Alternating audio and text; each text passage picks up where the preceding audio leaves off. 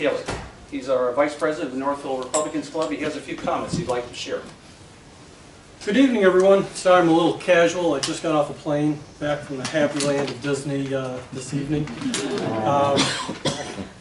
This is really fabulous that everyone has come out here and joined us. We started this concept up of, I don't know, what, about 12, 18 months ago? About 12.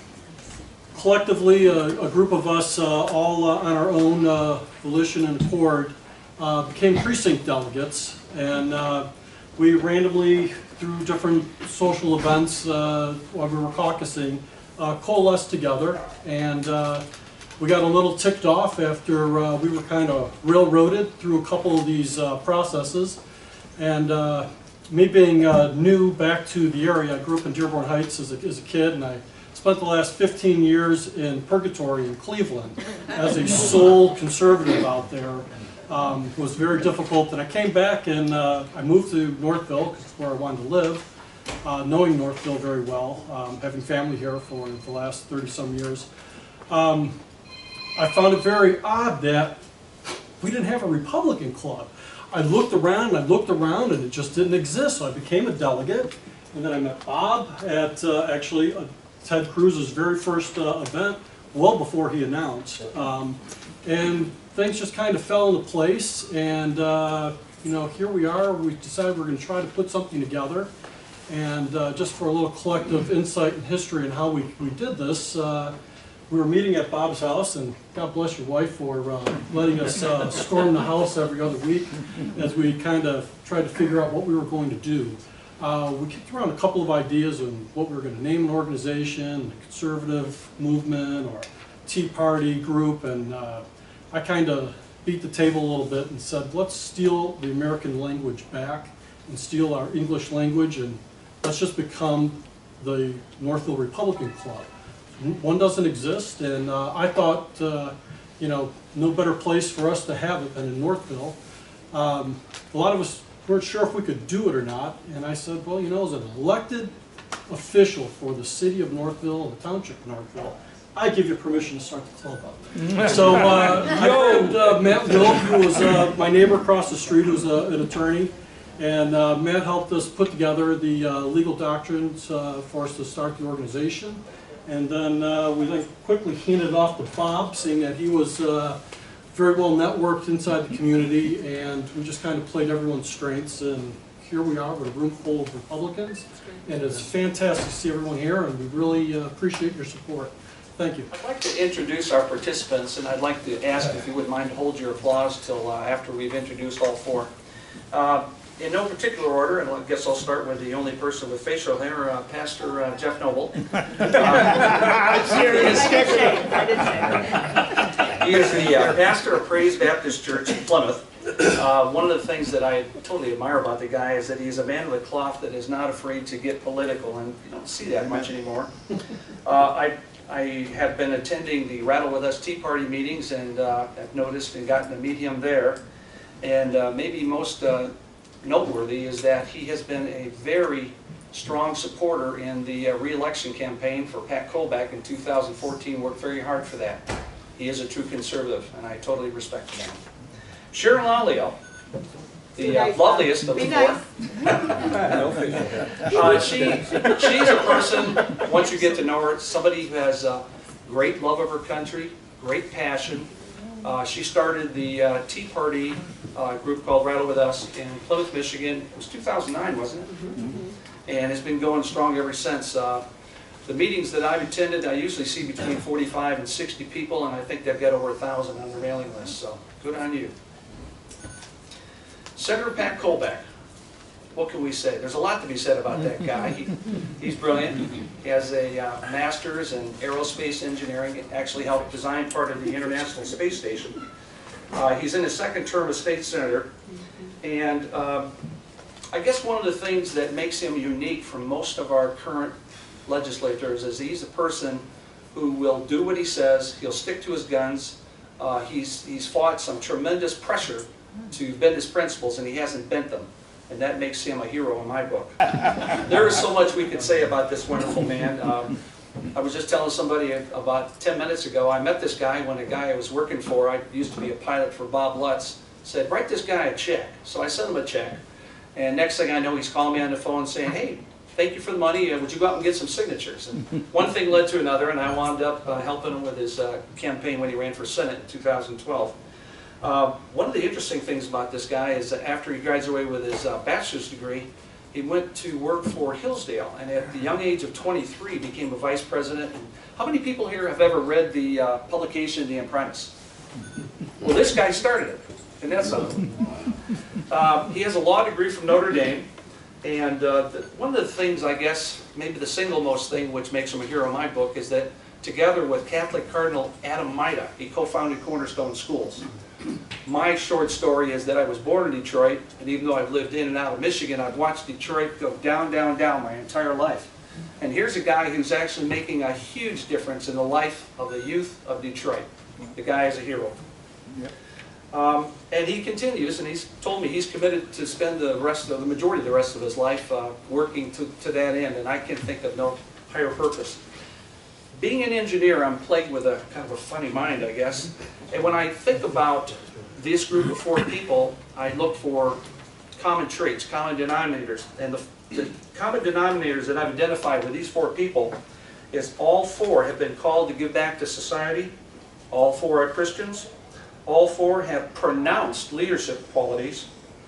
And all 4 have given so much of their time and their treasures to the cause that they've been called to do. I want to ask you to help me give a warm welcome to these 4 individuals.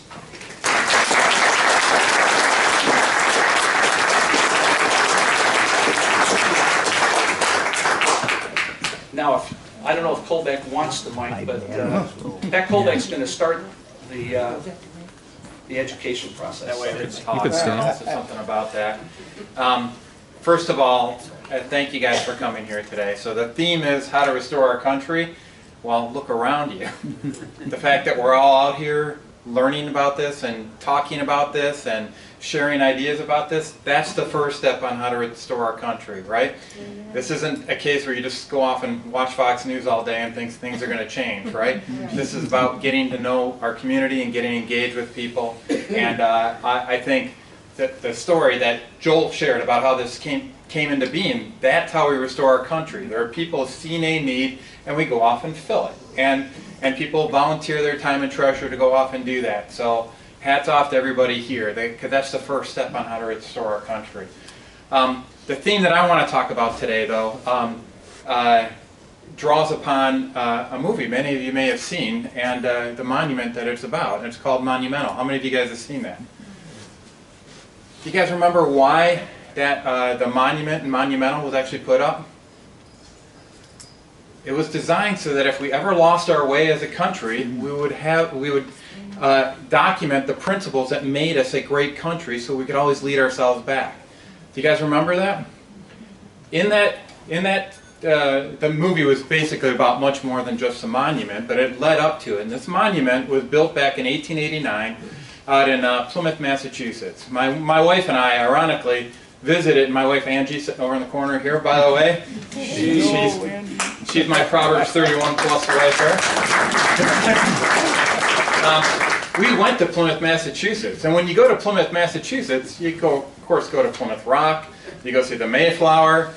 We had no idea this monument was ever there. And the ironic thing is, it was there to remind us about what happens if we ever lost our way. And so, if you actually ever go out there, it's put away in a little cubbyhole of the subdivision. You'd never even know it was there, frankly. But what it captures, from my perspective, are kind of the keys to what we need in order to get our country recalibrated and back on the track that we started on for the first 100 years of our founding. And the key facets of that monument are as follows. First and foremost, at the center of this monument was a monument or a statue that represented faith. That was essentially the pinnacle of everything on this monument. It was our faith. It started with our faith. That's why the Pilgrims came over to here. That's why folks came over and emigrated to America, is because a lot of them didn't have that freedom of religion where they were coming from. That's what motivated people to take a chance on this terra incognita. Nobody knew what America had to bring for them. They just knew that they weren't able to practice their faith the way that they thought it needed to be practiced in the old world. So that was at the center of everything. That's what gave people that fire to last through those cold winters. That's what gave that people that inspiration to do what most people wouldn't want to do. They didn't want to leave the comfort of their own home. So faith was first and foremost. That's at the center of that statue. But you know what else? It was surrounded by 4 other minor statues, if you will, based on that bedrock of faith. One was morality. One was law, education, and liberty. So those were the 4 others. And I can't help but reflect upon the people you selected for this panel today. Because here we have a representative of education with Cornerstone Schools, with Clark Durant. We got somebody in law from the standpoint of working with the Attorney General's office with Sharon. And we've got somebody in faith here with Pastor Noble. So we got a lot of this already covered here, frankly, from my perspective. And I'll take on the liberty one. How's that? And then and we'll get Bob in the morals. How's that? But I thought it fit pretty well with this breakout here. And when you actually look at the pictures of these statues for each of those different areas, it's quite telling, because the picture around morality is got somebody with a Geneva Bible open, and which means that it's not something that's put aside into a bookshelf somewhere. It's actually something that's lived. The fact that it's a Geneva Bible is important too, because it wasn't, you know, what the king said was approved. This was contraband, because it had footnotes that said, this is what this means. So it's like a study Bible, one of the first study Bibles that was out there. So when they're talking about that morality, it was a very tangible morality, and it should also be noted too that statue for morality was actually pictured with the person's eyes closed, so it was introspective. So this wasn't a case where it was something that you just kind of it wasn't book learning or anything. It was just a case of being reflective upon what does it mean to be moral. And there are also 10 commandments that were put out there as well. And then you go over to law, and of course you've got legal system, and you've got the concept. If I remember correctly, it was a blind justice on it. So they had a blindfold associated with it on there. When you get into the education, it was a picture of a mother with the kids and an open book and actually taking care of it. So it showed the importance of the family and the parents in the rearing and education of the kids. And then they had Liberty Man, and Liberty Man is one of my favorite of the whole statue here. You guys remember how that was pictured? It was a guy who was pictured as a warrior. He had a broken chain, you know, in his hand, in one hand, and he had a lion's pelt over the back of him.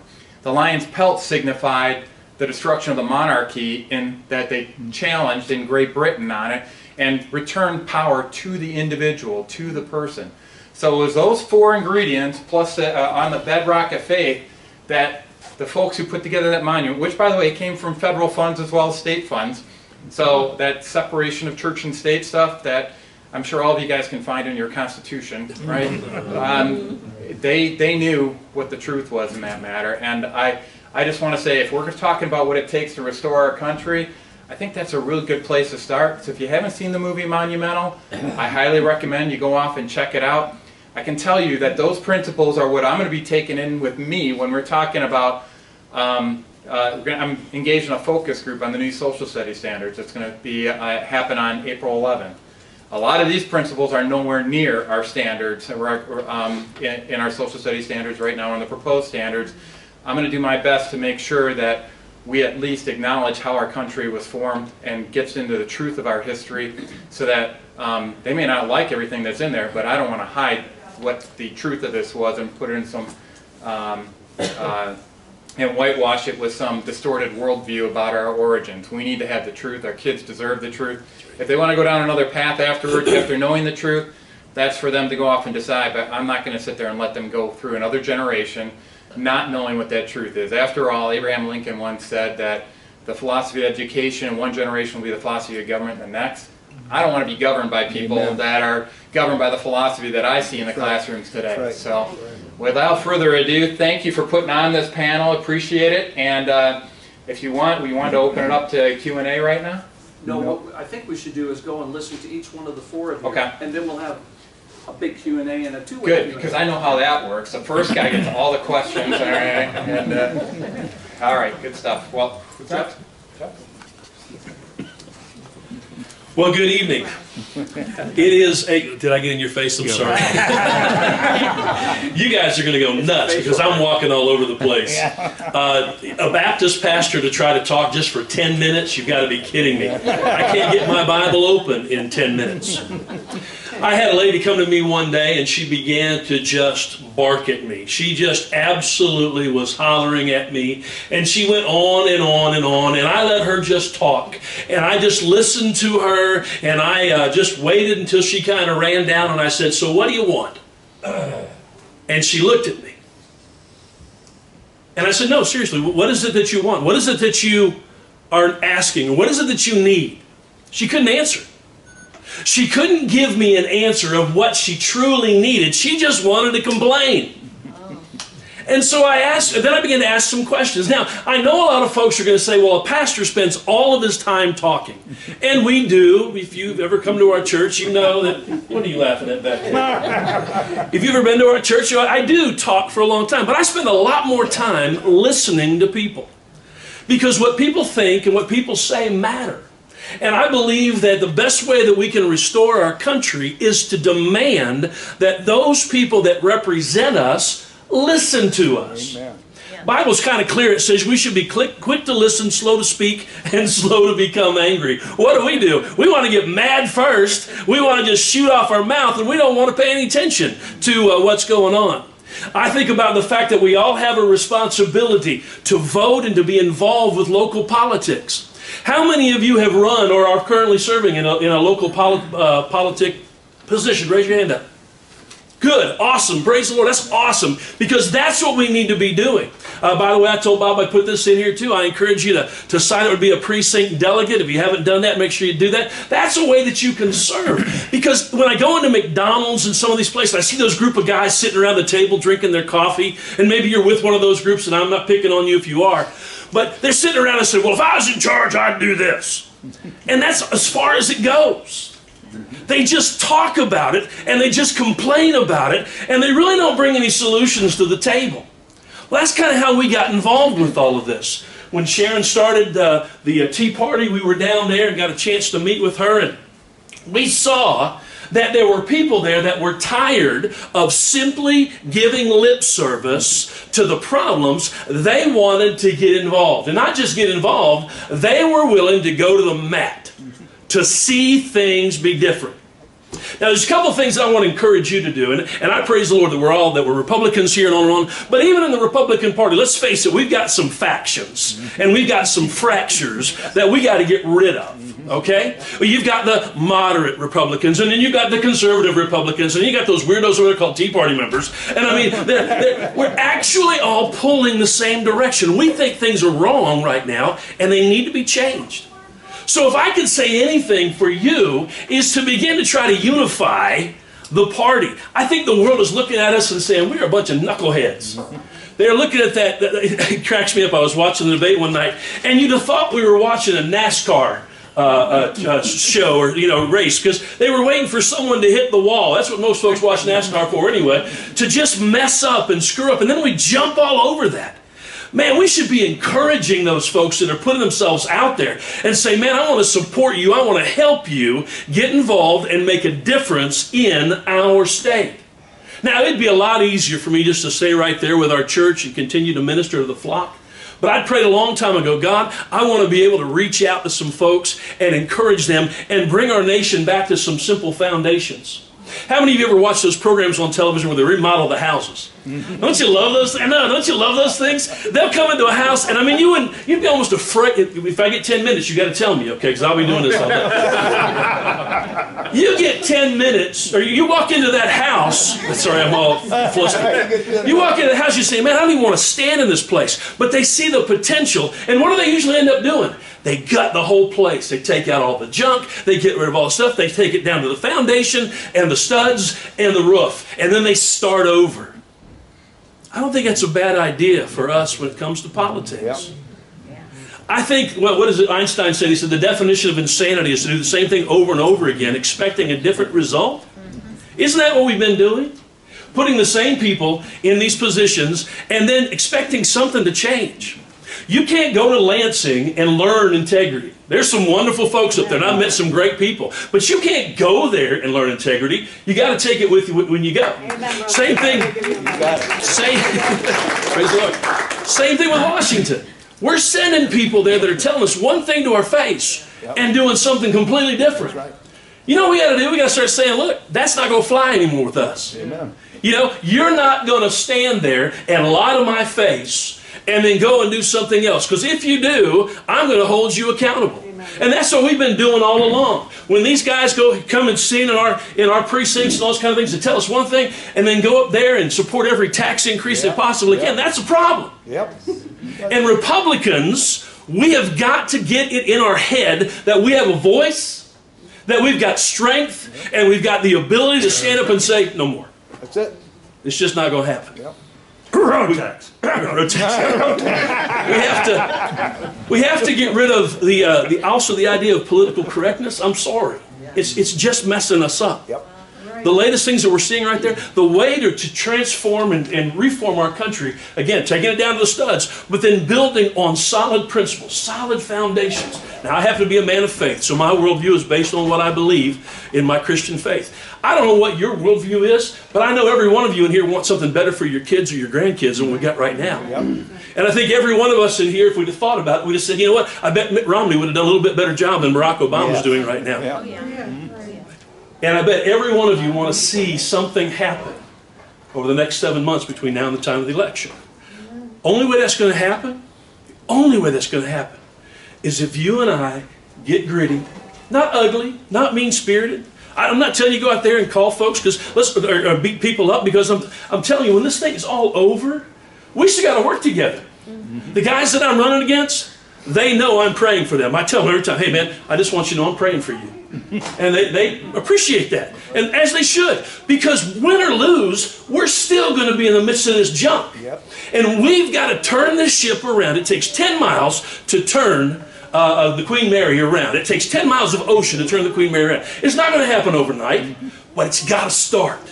It's got to start with us. There's what, 50, 60 people here? Pastorally speaking, there's got to be 200 or 300 people here. I don't know what it is, but the fact of the matter is there's a lot of folks here, and you all know people, and you all interact with folks, and you have a responsibility. The question was, how can you restore our country? I think that's a great question. So what do you want? That's the question you've got to be able to answer. What do you want?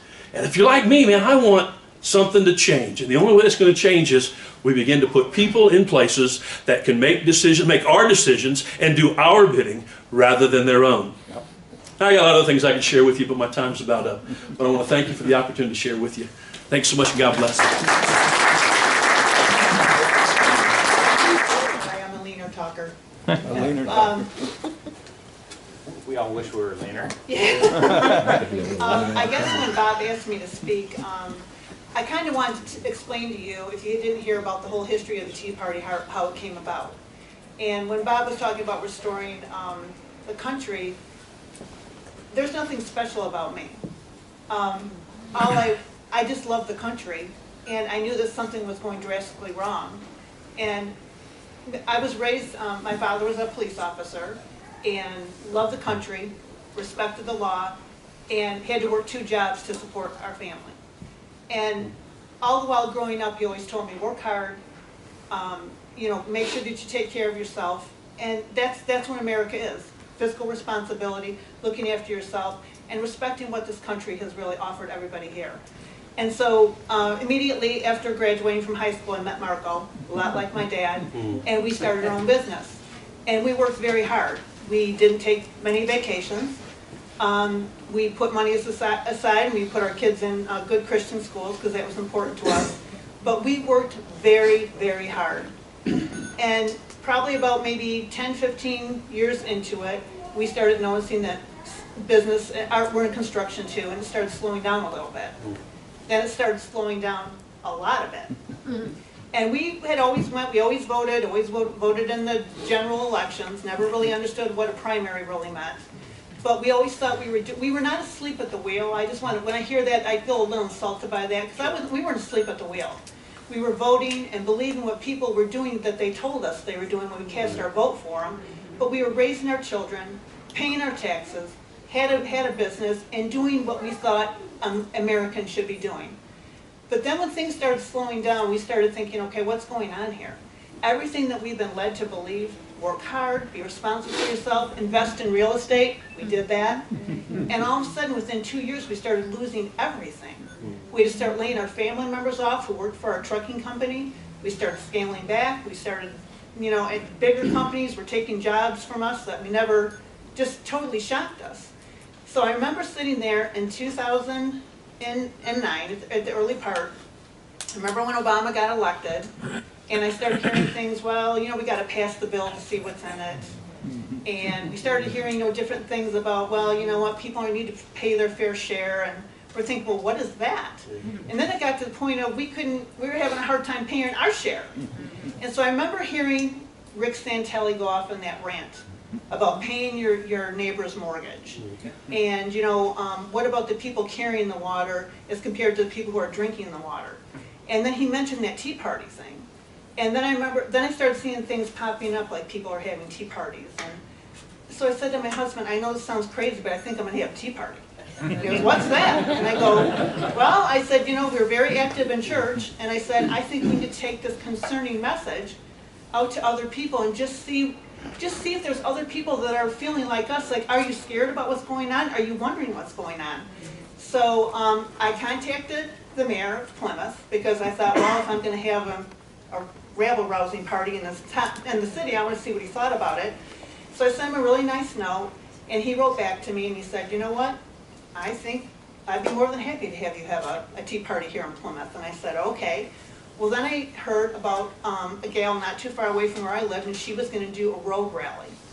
So I contacted her, and we sat down. We were both Christians, both lived near each other, and we decided she would have the road rally, and then we would have the tea party in Kellogg Park. Because what I told Marco is, I didn't want to have something without people that were just wandering by, wondering what we were gathered there for. I wanted them to leave with a message. I wanted them to think about what they were hearing. And so because we did so many events in church, we laid out music, we laid out a drama, we laid out a message, and I went to the township because I had to get, we had to put up a lot of money up front. But I had to get extra police, I had to pay for insurance for the park, I had to pay for the sound system, and I had to meet with all the officials, and they were kind of like, a little bit kind of like laughing at me. I'm all nervous, I'm in there with my little paperwork, and the cop goes, well, like, so what are you guys going to do? And he goes, are you going to march around like Kellogg Park and throw tea bags in the fountain or what? And I kind of laughed, and I said, I don't know what we're going to do, but we're working on the message, and I don't know how many people will come, but you know what, if they're there, they're going to hear exactly what we're concerned about. So we went to the street rally. It was, I think there was probably like, what, maybe 500 people that showed up at the rally on the street. We ran out. We're capitalists, so we ran out, we had all these t-shirts printed up. We sold them all at the road rally. So we called the printer place and said, oh my gosh, can you print up some more t-shirts, maybe about a couple hundred more? They did. So we went to the park, and we're sitting there, and I'm thinking, oh Lord, how many people are going to come? What's going to happen? I hope this doesn't be a failure. The police chief standing next to me, kind of smirking. And they started coming from everywhere. And I kind of started crying a little bit, because I didn't know what to expect. I thought, man, if we get 300 people, I'm going to call it good. But I asked the police officer how many showed up, and by his count, there was 1,800 people. 1,800 people that were so worried about what was going on in the country that they took the day off to show up at a park and just gather together to say, we cannot be the silent majority anymore.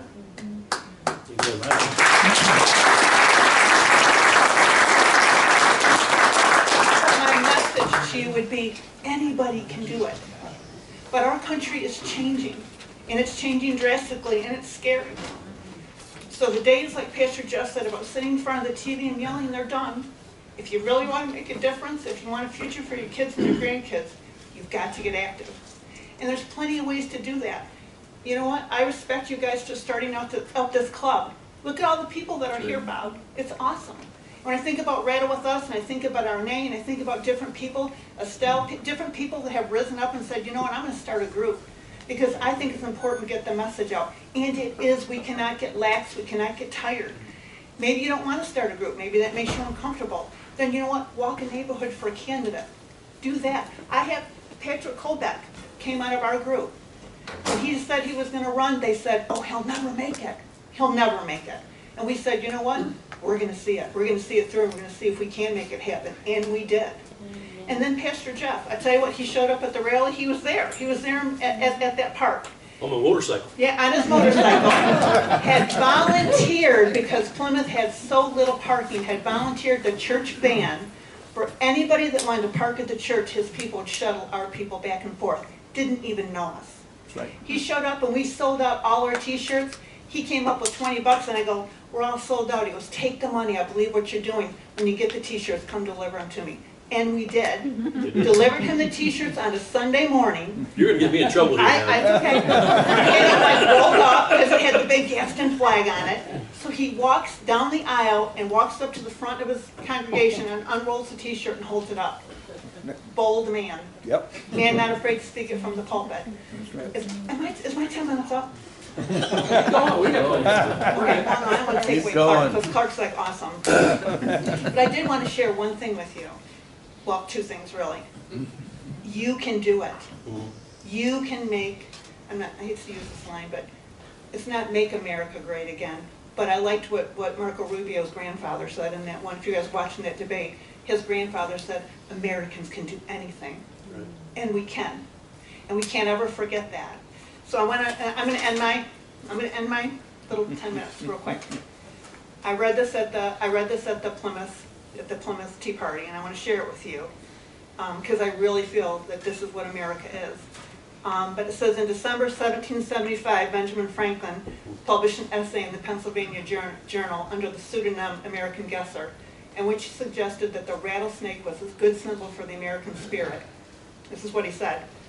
I recollected that her eye excelled in brightness, that of any other animal, and that she has no eyelids. She may therefore be esteemed an emblem of vigilance. She never begins an attack, nor once engaged, ever surrenders. She is therefore the emblem of benevolence and true courage. As if anxious to present all pretensions of quarreling with her, the weapons which nature has furnished her, she conceals in the roof of her mouth. So that to those who are unacquainted with her, she appears to be the most defenseless animal. Even when those weapons are shown and extended for her defense, they appear weak and contemptible. But their wounds, however small, are decisive and fatal. Conscious of this, she never wounds until she has generously given notice, even to her enemy, and cautioned him against the danger of treading on her. Was I wrong, sir, in thinking this is a strong picture of the temper and conduct of America? And that's what we have to remember. Be vigilant and attack when necessary. Thank you, guys.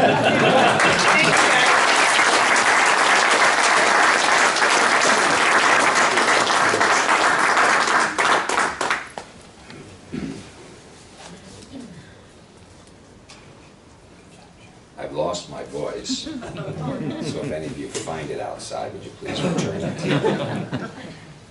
Susan and I were with our grandchildren, or some of them anyway, over Easter, and they all had colds, and so we have them now too.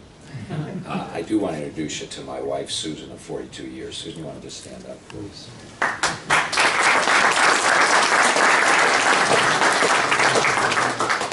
I think if we're going to think about how to restore our country, I think we have to go back and understand a couple of key things about how this example of liberty came into being and the character that it took.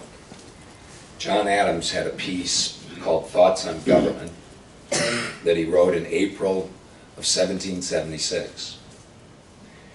And the singular thing that he said in this really wonderful little treatise is the importance of virtue. A free people cannot remain free if they're not also a virtuous people. And a virtuous people not only take care of themselves, they take care of others. A virtuous person not only takes care of themselves, they take care of others.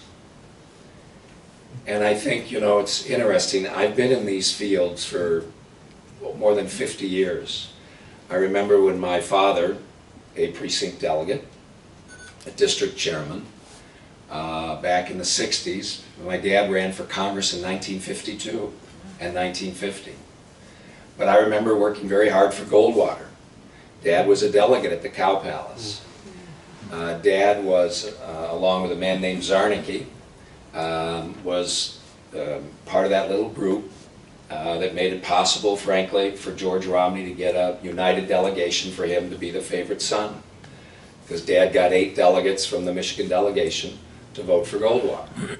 So I've been in these fields for years. And I think, and yet, if we look at the landscape of government growing and growing and growing has been never ending. It has been never ending under Democrats and Republicans. I have to understand that. This is not bad guy Democrats and the good guy Republicans. It has been growing and growing and growing. I had an interesting conversation with a member of Congress, a Republican member of Congress, last Monday. And he was talking about all of the things that Republicans are doing. And I said, well, tell me what Article 1, Section 1 of our own Constitution says. Does anybody know what it says? It says that all legislative power granted herein shall be vested in a Congress consisting of a House and a Senate. Now, if you look at the thousands upon thousands upon thousands of regulations that are issued by our administrative state, they overwhelm families like Sharon and Marcos and countless others. And not one of those laws is voted on by the people. And this congressman, Republican, went down and said, well, we're trying to do this, we're trying to do this. And he told me afterwards, he said, well, we did pass out of the House the REINS Act. The REINS Act was a bill that was started by a Republican congressman out of Illinois, I think his name was Phillips. And it did pass the House. The REINS Act was to say that any regulation that had a greater impact than $100 million, that regulation or regulations needed to be voted on by the Congress. We have a majority in the United States Senate. It's been introduced and it's sitting in a committee. In other words, we're doing it to ourselves. We are doing it to ourselves. And it's because we've lost, first of all, a concept of virtue. We have lost the concept of character. Where do you think this comes from? Religion, morality, and Patrick, you're not allowed to answer. Religion, morality, and knowledge are necessary to good government and the happiness of mankind, and therefore schools and the means of education shall forever be encouraged. Where do you think that comes from? Anybody know? Michigan Constitution. It is the Michigan Constitution. Nice going. It's Article 8, Section 1. And yet, we don't hold our schools, or even our, quote, public schools, accountable for those elements. And because if you don't have those elements, you will not have freedom. Our problem is not a political problem. Our problem is a cultural problem. Our problem is a cultural problem. Now let me ask a question. How many of you in this room are over 40 years old? Where's the rest? Where's the rest? Where are all those kids that ought to be here, young people who ought to be here, because it's going to be their country. Now, it is a noble and wonderful thing and an important thing in the experiment of self-government that these kinds of clubs exist, and they ought to grow. But it isn't going to be ultimately a political resolution that is going to turn the country back to where it needs to be. Because if I want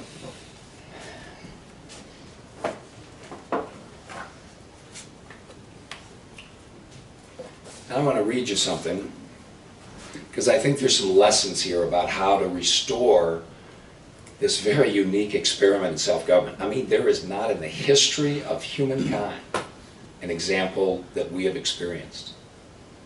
And it just isn't there. So therefore, it is our responsibility if it's lost. You know, we can say we're working hard and whatever, and that's important, but everybody wants to win the game, you know? Now tell me where this comes from. Not quite 2,000 years ago, Jesus of Nazareth said that he came into the world so that men might have life and life abundant. He spoke, it is true, of the life of the Spirit, but he enjoined all men to have a care for one another, not only in matters of the Spirit, but in the production and distribution of the necessary goods of this world.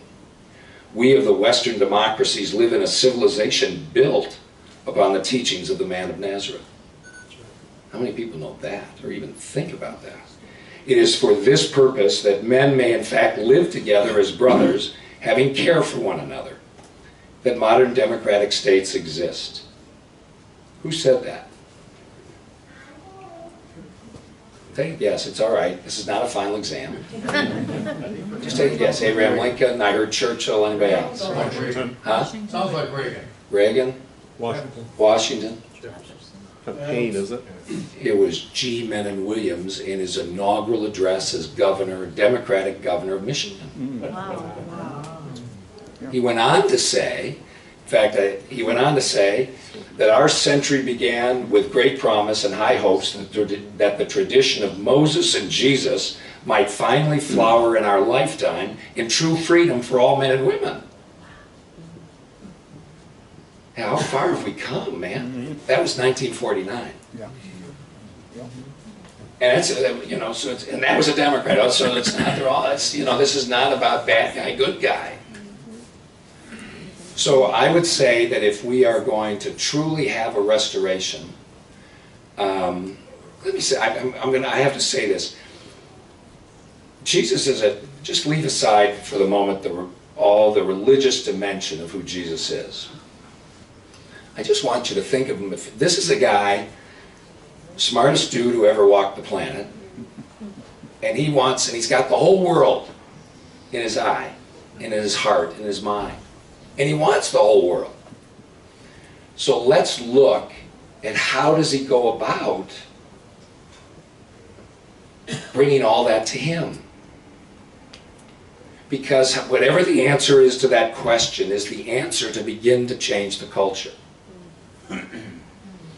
If you look at all of the different examples, I mean, he was a great storyteller, and he told such powerful stories about how we must live. Susan and I have in our house an etching of Jesus sitting at Jacob's well. It's an engraving. Jesus sitting at Jacob's well talking to the woman in Samaria. Now think about that from just our culture.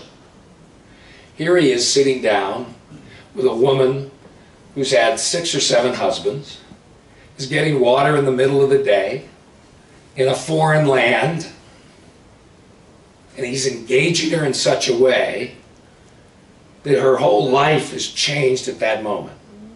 And she goes into town to talk to a bunch of stiff-necked men, and they come out. They got to find out what she's telling them. Now, this isn't like you had the Queen of England coming into the town to say, hey guys, you got to come out and see who I met. This is, in the fullest vernacular, a disreputable woman. And yet, her ability to tell what she had encountered brought all these guys out. So there's so many different dimensions of this as it applies to who we are as Americans, as it applies to all of us engaged in the restoration of self-government. The first of it is, Jesus went to somebody who wasn't like him. When's the last time you went into a neighborhood that wasn't like yours? To be and meet people that aren't like you. Because Jesus said he had a vision of the whole world. The last time I checked, when the signers of the Declaration of Independence got together to write that magnificent document, and while it applied at that moment and that time only to us, they thought it applied to all men and women across the face of the globe because of who we are as people. And I think if we look more at the examples in the way in which Jesus built this whole body and changed the culture, that's the way the restoration of a free government and a free people will come about. Amen. And it doesn't mean everybody has to be like me in my faith or where I worship. But if you look at it, this is the smartest guy who walked the face of the planet. If we follow that example in restoring the culture will be restored. One quick story. About 15 years ago, I may even have a hard time telling you this story, about 15 years ago, our daughter Maggie, who was working with McKinsey in San Francisco, she was working on her MBA at Stanford and she was working with McKinsey. She got ill one night. And she was in a taxi cab in San Francisco. And that cab driver took her to the nearest hospital. And it was the St. Francis Memorial Hospital that had been started in 1901. This occurred for Maggie probably around 2001 or 2 or 3. And this hospital had been started in 1901. Now, in the middle of the night, this hospital existed for my daughter because a group of people in 1901 were animated by a man who lived 1,300 years before, Francis. Lived 1,300 years before. Came from a rich family, gave it all up, and was so animating in who he was and what he went about trying to do in his life that these people in faraway San Francisco, and interesting enough in a city named after him, these guys started a hospital that saved my daughter's life. That's what each of us are. Sharon's exactly right. Francis wasn't anybody special. The people who started that hospital weren't anybody special, but they were animated by a vision of a transformed life that went beyond their comfort zone. We will not restore this great land if we do not go beyond our comfort zone to be with people who aren't like us so that we can be joined in a common vision of who we are as people. If we don't do it, we'll forever have warring factions. We're always going to have differences. That's okay. That's okay. But we have to have a common sense of what this free people is all about. Otherwise it will die. And it has been dying. So when people say they're all upset about the things that go on and whatever, stop pointing the finger that way and point it right back here. Because those people are us. So I want to thank Bob for hosting this. I love being with these people, and I'm grateful to be with all of you. God bless you. Thank you.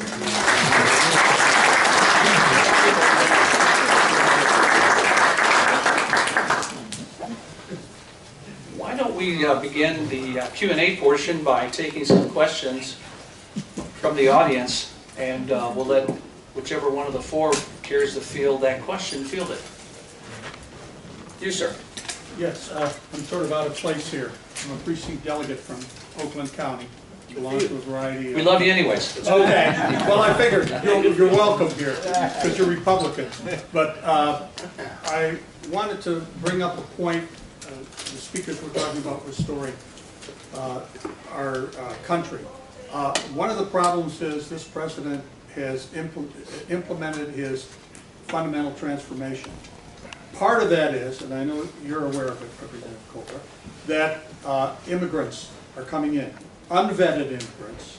We're going to be a load on our welfare system and will not be assimilated. Now, right now there's thousands are being planned to bring into Michigan, which already has more per capita of Middle East refugees that are unvetted, common to what's told. So what I did, I won't take any more time, but I brought some material for people who are interested in responding to those who say we must bring in these refugees, that it's only American values, which it isn't. Was there a question there? Or? Yes. The question is, and it's sort of directed toward Representative Colbeck, I know that Representative Runstead is putting together a law. Yep. Maybe you can talk a little bit about that law, because I believe you're supporting it. Am I correct? Yeah, we're looking at And I think it's important that we all hear this. I left some material here for those who are interested on this very thing. Thank you. Okay. Yeah, there's a. Where's that mic? We're just looking at a double blueback, which is Representative Runstead is looking at a law, and a double blueback means that if they, I don't think this is. You got to do it at the bottom. There we go. There we go. Sorry, the eyesight isn't there now. But he's introduced some legislation. I know we were looking at going off and doing an introduction in the Senate as well. And so it's what they call a double blueback. So he introduced it in the House, we introduced it in the Senate. Whichever one gets there first goes off and gets passed. So regarding the refugee crisis in general that's going on here, and I call it a crisis because it is a case where it used to be that people came over to America to become Americans, right? That was kind of the theme. You wanted to be an American. Now it seems like they're taking up real estate. I was just listening to Rush Limbaugh the other day, and there's this lady that was calling on. She was from the Peace Corps. And she said the Peace Corps, when they go over to Saudi Arabia, they have to go through 3 months of orientation to learn the customs and traditions and everything else associated with Saudi Arabia before they can even talk to anybody in Saudi Arabia. And then they can go off and do their Peace Corps duties. Here in America, you know, we're not doing that anymore. We used to do that. We used to call it assimilation, and we used to be, you know, part of that great melting pot. And we're not that way anymore. We're going off and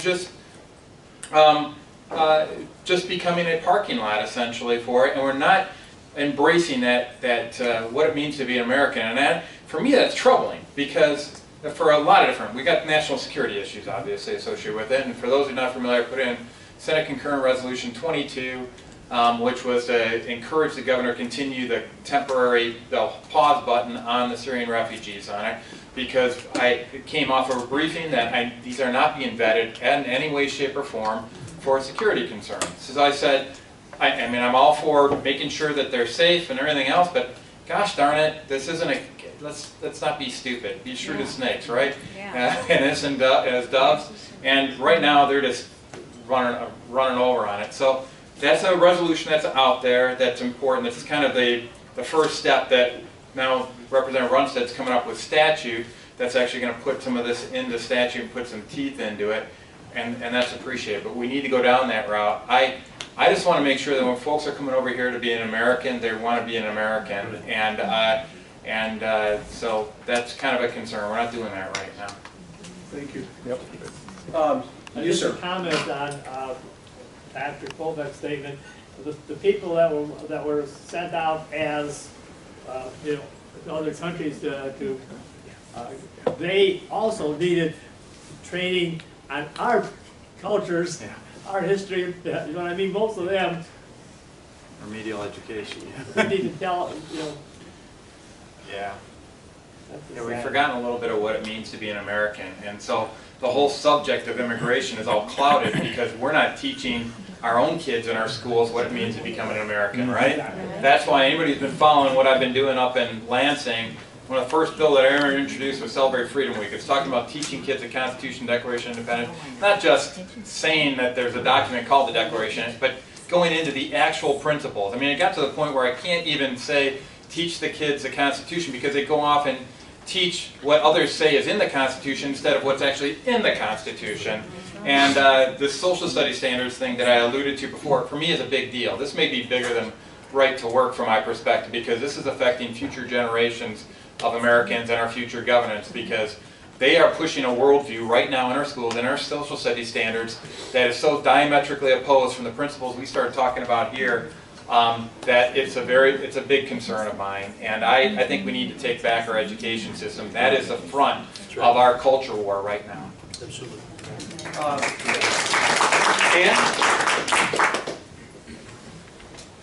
Ann? Youth. I'm sorry. Were you asking? Youth. Mary.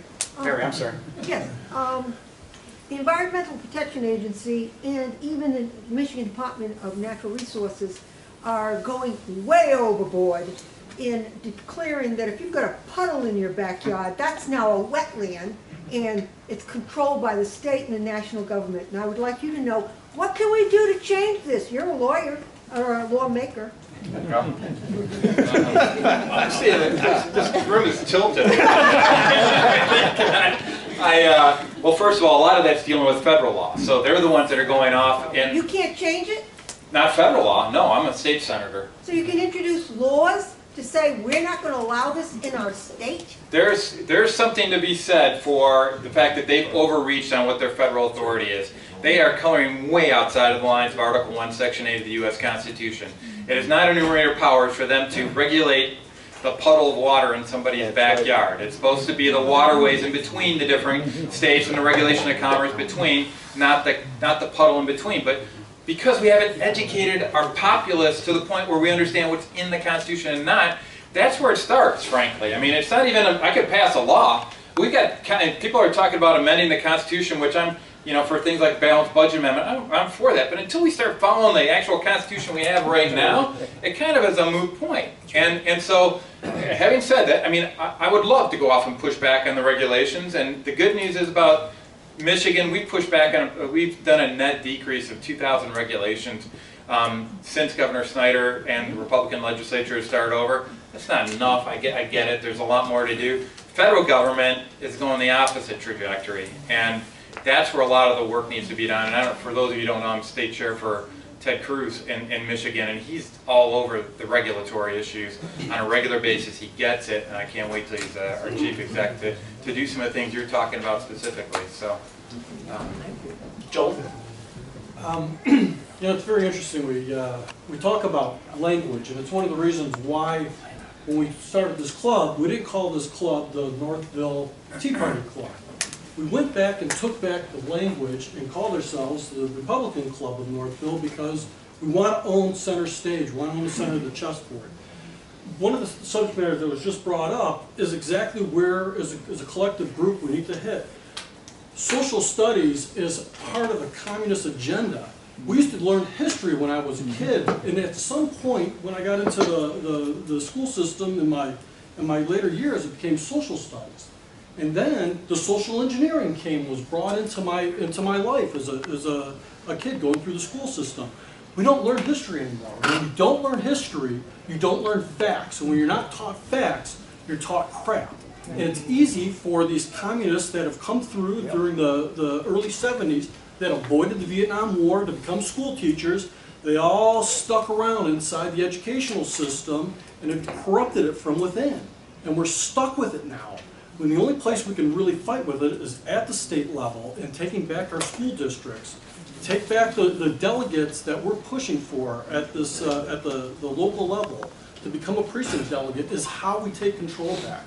It might be a very insignificant position to be a delegate, but it's unbelievable how much power and control you have at the state level. It's not just for Northville or surrounding areas. You can get friends in other states, other communities inside the state to become a delegate. We can really move a mountain because you have the ability to set the stage at the state level for the convention. You can also set, correct me Bob if I'm wrong, but we also set the designation of who gets appointed for lieutenant governor. And Yeah, for the record, precinct delegates determine, we sort of act as a primary function, and we Right. decide who becomes the lieutenant governor, secretary of state, attorney general, Supreme Court justices, some of the trustees and regents of the universities. We act as a primary function, so it's easy to say that when you become a precinct delegate, your power is multiplied between 1 and 200 times. Sure, So you Sharon- need to understand that. Yeah. Sharon was honest as well. She said, you know, I wasn't asleep at the wheel. You know, you're involved and you're watching politics, but we don't teach in school how our political system works, how to engage it as a citizen.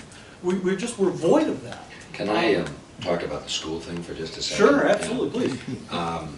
When I was president of the state school board in the mid-90s, I began to spend a little bit of time visiting a number of cities and whatever, but also looking at the Constitution to say, what does it really say? And it's really very interesting. And again, we the people have allowed this to happen. We assume right now that the only kind of public school we can have is the one you have right now. That's not the case. You don't even need an amendment to the Constitution. It says that the legislature shall maintain doesn't say every, a system of free primary and secondary schools. That's not the only form of public school that could exist if the legislature would act. If the legislature wanted to pass a bill that redefined new kinds of public schools, that's perfectly permissible. Instead of being locked down in a system that is highly political, that doesn't teach the fundamental things that make a free society possible, if there were multiple kinds of public schools that you could then send your children to, and then you don't have to support these government schools. That's what they are, they're government schools. And you know, it's really very interesting. When you say to people, what's the most important thing that you need in order to succeed in life? Let me just ask somebody, what do you think the most important thing is you need to succeed in life? Just in education, right? What would you say? Luck. Luck, yeah, okay. Attitude. Attitude, okay, what else? Freedom. Freedom. All right. Most people will say education. Most people will say, without a good education, I can't succeed in life. But now let me, anybody, how many people here have children? How many people here have ever been a child? Well, for a child, there, let's just say 5 kinds of things that you have a responsibility for: feeding them, clothing them, sheltering them, transporting, and communicating. All of those things pre-exist going to school. Now look at the way we as a free society do this. Feeding, clothing, sheltering, transporting, and communicating. All of those are more important than schools. And do we trust, though, the delivery of those goods and services to a government system? Take feeding. Can you imagine if we had to feed people the way we educate people? If we had to have these public elections? Nobody knows who's on the board of Kroger's. Nobody goes through to develop the curriculum of Kroger's. Kroger's tries to figure out what you need. And then they, whether you're a prince or a pauper, they bring the best to you at the lowest price in the best possible way to your convenience. And you only buy what you need. When's the last time somebody here paid for a whole year of food? You buy what you need when you need it. And it's relevant to what you want to do.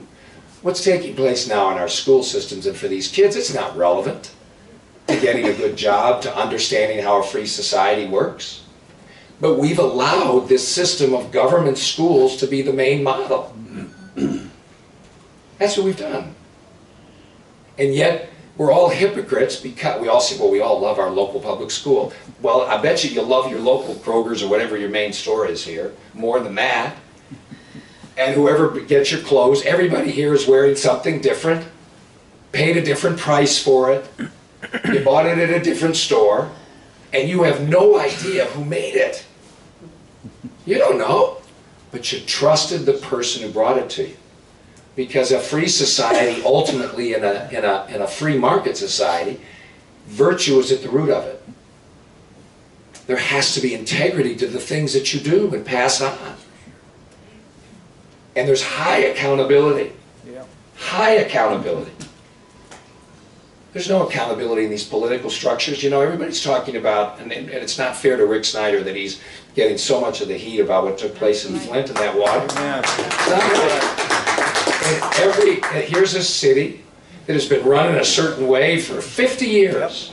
You have an EPA, you have an EPA that doesn't pay any attention. I don't know if you saw those hearings. I give Rick Snyder great credit. He took responsibility. Oh my gosh, what a novel concept. He took responsibility. Did you see the questions of the head of the EPA? The answers never took any responsibility. This is what government does. It pushes it around, it passes it around until the next generation comes. When a Patrick Colbeck is no longer serving us with honor in the legislature, the system waits them out. It's ultimately creating a different reality. That's the only way it's going to happen. And that's the only way you're going to get that stuff back in new kinds of public schools. Oh, go ahead. Clark, excuse me, Mr. Durant. Yeah. Call me anything you want, just don't call me late for dinner. Your wife will do that. Yeah. In regards to education, Governor Snyder just announced an education commission, similar to what he's doing in the urban schools, only this is going to be for high-performing schools to recommend changes. It's a 25-member commission. Do you know anything about that? I've struggled to find news about it. Are you going to be on it?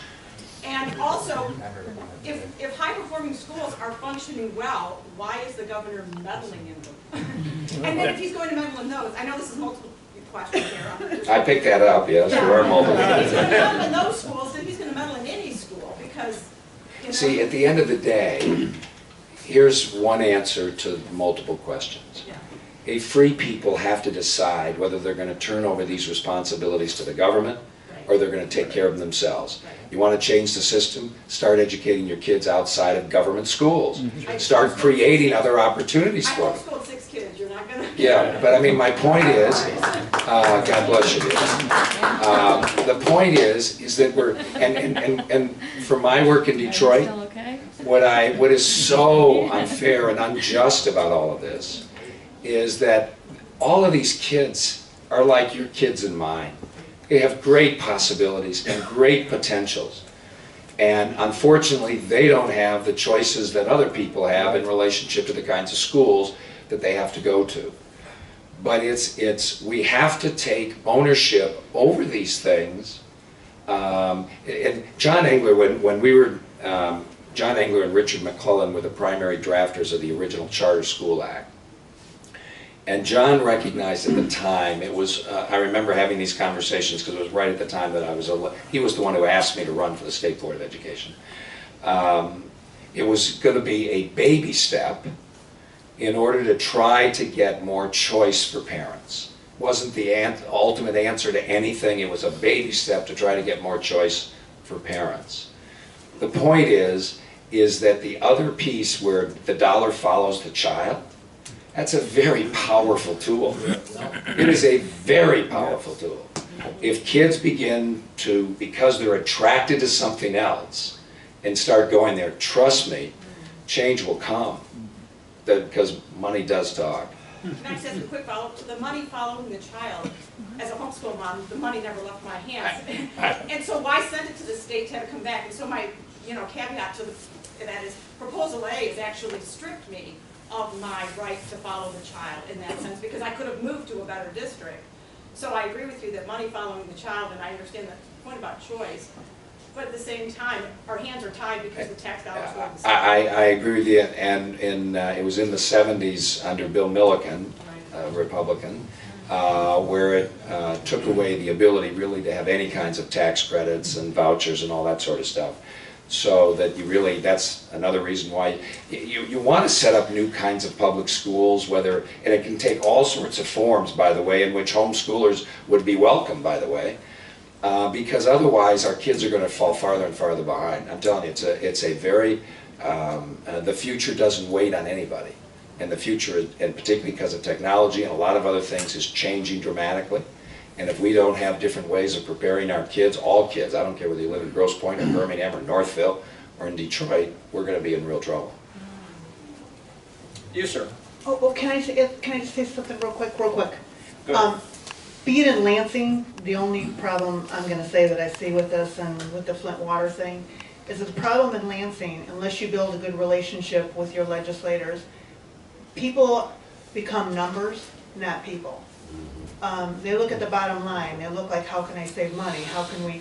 And they don't understand that those numbers are reflective of living people. And that's what I see. So when you cultivate relationships with your representatives and your senators, then when it comes to laws and stuff that they look at, they have to remember the people that sent them, that voted them in. And the other thing I want to say about the school, it is a sad situation we find ourselves in. The only thing I can say right now until things get better is make sure you talk to your kids about what they're learning. Make sure you go through their books.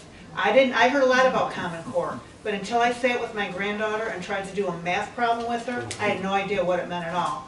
But I saw a little girl until Common Core came in, who was a very good student. I sat down with her to do a math problem. She did it the old-fashioned way, like I did, in 2 seconds, and then had to go on to do it 3 different ways. And then she finally put her head down and started crying and said, "I'm stupid." And I'm, honey, you're not stupid, because I tell you what, I'm old and I'm not getting it. But see, that's the problem. You have to cultivate that relationship with your kids as well, so that they feel comfortable if they're being taught something that's wrong or feels wrong in their spirit, that they can come to you as a parent and say, hey, this is not right. And then you know what, as a parent, you have every right to go in there and complain, and you should. The lady in red, I think you had a question. Then what do you do when you find out something's wrong? We did In it. the textbook. Oh, no, we Or did whatever. it. Oh, well, we did it a couple times. We did it in our son's school. We thought, he came home and he told us that they were teaching that Hiroshima was wrong and Americans were horrible. And he came to us and he told us that, and we went to that school and that woman was let go. Now this was beloved right now, and I know some people in Northville are going through the same thing with some of the books that are going on in your school. Do not remain silent. You need to band together. You need to show up. You need to read out loud those sections out loud that are bothering you, and because a lot of parents, they don't understand when you're complaining about a book. But when they hear what you're complaining about, when you read it out loud, believe me, baby, minds are changed. Is that not right? That's true. So you know what? Don't give up. Don't say that you are making a difference. You are making a difference. It just like it may not come as fast as what you want. But in our Tea Party, we ran 4 school board. 4 people for school board. 2 got in, 2 didn't. But we got 2 in. So The lady in red next to the guy in the white shirt. My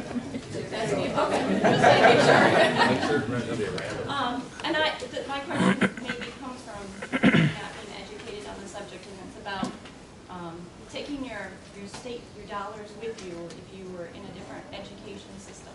How is it that you get out of the education system with the money, but not the rules that are attached to it?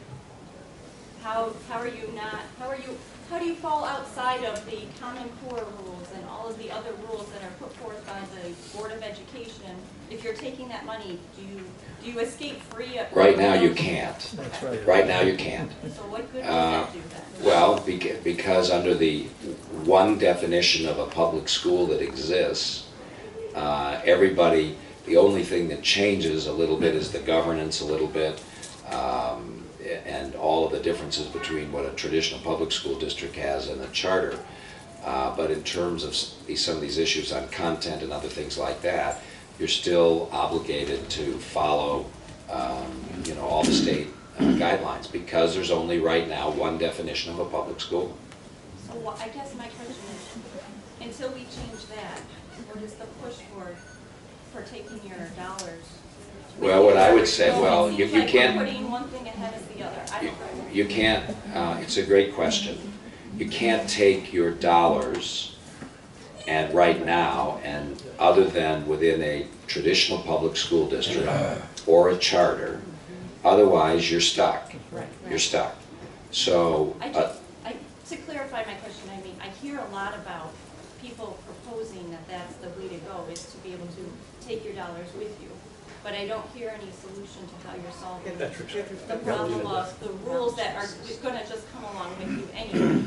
You know, like if you take your dollars and you go to a private school or you use them for homeschooling, it seems like we're putting forth a solution that doesn't really solve the problem. And maybe it's my lack of, I don't know. well, let me have Patrick, then I'll come back. I've got a thought. Yeah. First of all, I totally agree that that appears like a dead end right now, but just put a little framework to the education system first, because there are more choices than we may think out of the gates on this. I always look at education as a 5-layer cake. At the top you got standards, then you've got assessments, then you've got curriculum, then you've got lesson plans and course materials. The bottom 3 should be 100% in the purview of your local school district. So when you have a problem with a specific textbook, you go to your local school board and say, what the heck is that doing in my classroom?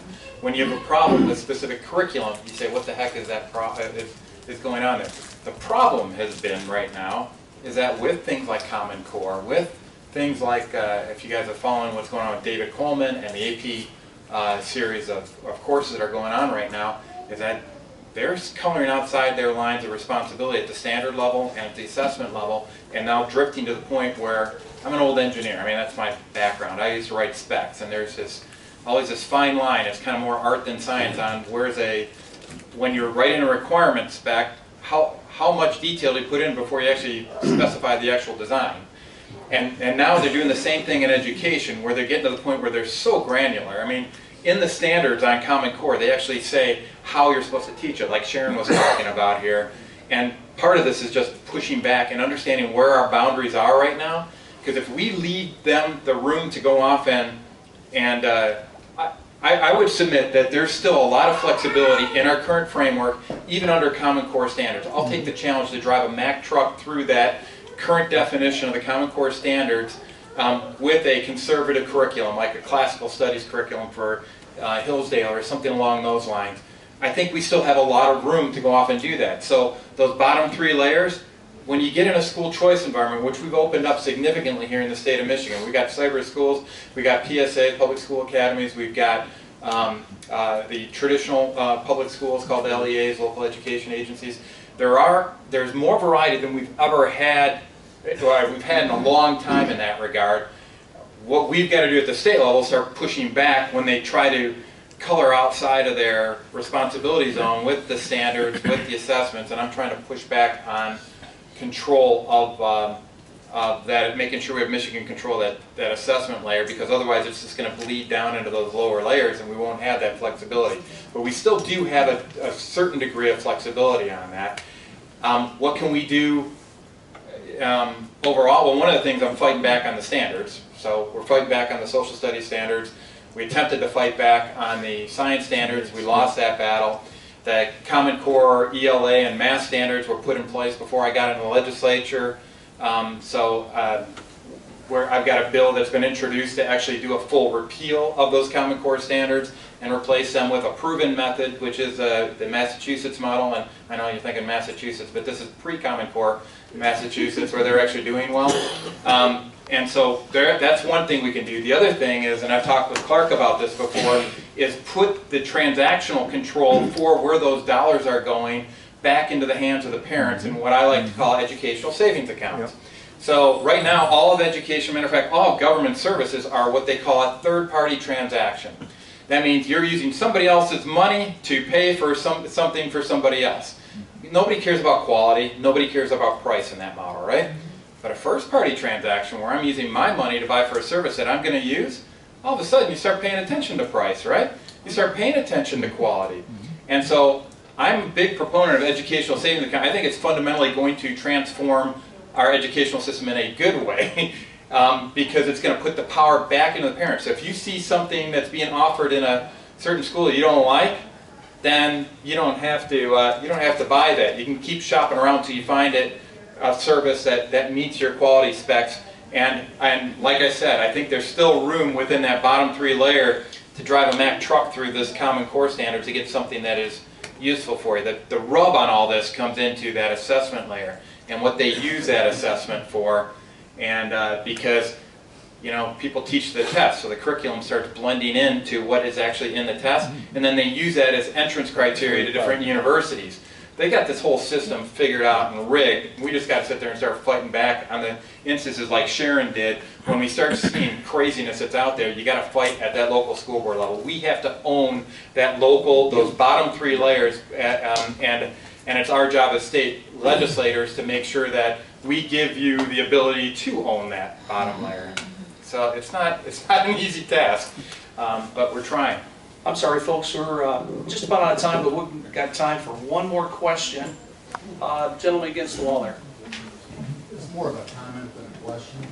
It's been said that the downfall of the republic will be through the judiciary.